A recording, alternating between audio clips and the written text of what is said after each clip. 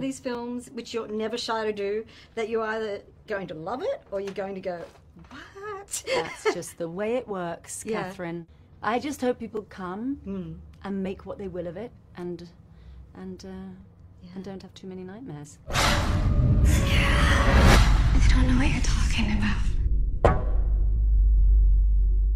I know you've worked with Luca, the director, many times, but what was so special about this? Because this feels like this was a project for him that he's wanted to make all his life. Yeah, well, it's a film that he and I have talked about for 25 years. And so it's very, very nice to tick the box. It's always, you know, it's what they call closure, like a nice feeling. And I think it's pretty much what we set out to do even 25 years ago. This film, we decided to place it in 1977 in Berlin, which immediately meant that we were going to encounter the history of what that time was, and the whole Baden-Meinhof context, the whole traumatized city, the whole feeling of the underground, which made it more real and less a fable, but it's still a complete fantasy, of course. Yeah, I think it's public now that you play more than one role. So I think so.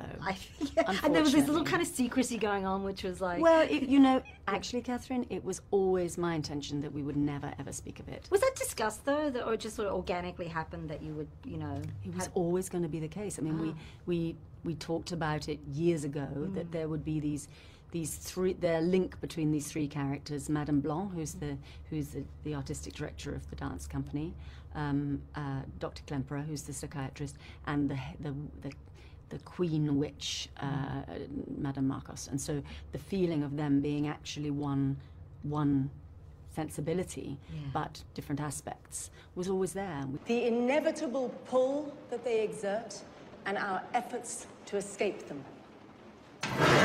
We learn it now, but Susie, you will improvise freely at its heart.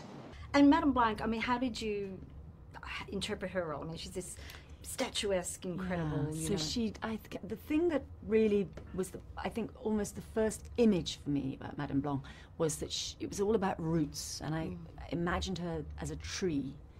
And so I worked with the brilliant Julia Piacente, who designed the costumes on this sort of the iconic dress that she wears. It's like she's like a tree with sort of brown roots and brown arms and this long hair.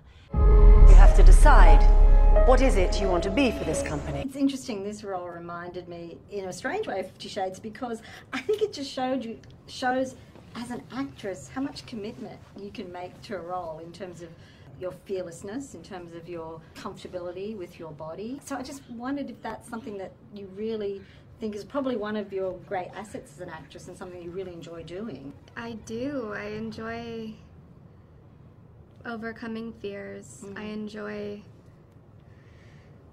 the tumultuous process of commitment in all aspects of life. But I find it very scary to, you know, I had a lot of ups and downs making this movie. I had a lot of fears. There were moments where I just did not feel like I had a handle on it at all. And then there were moments where I was really proud of myself. And what about the dancing? Was that a challenge? I think you had trained a little bit as a dancer, but this is such a physical... I trained a lot for this, a lot of months, on and off for about a year before filming, and then very hardcore training 2 months before we started filming, and then while we were also shooting the movie, I was still training. You've worked together before, so what makes it such a great combination as a director and actress? Well, I think it's intuition and trust. Exactly. I think that we both are very intuitive in the way we approach what we do, and I think we have mutual trust. And you know, like making a movie is trying to make real an abstraction that is in individual minds and join together in order to have a physical existence of what we have in our minds. It takes a lot of trust. The one that's coming.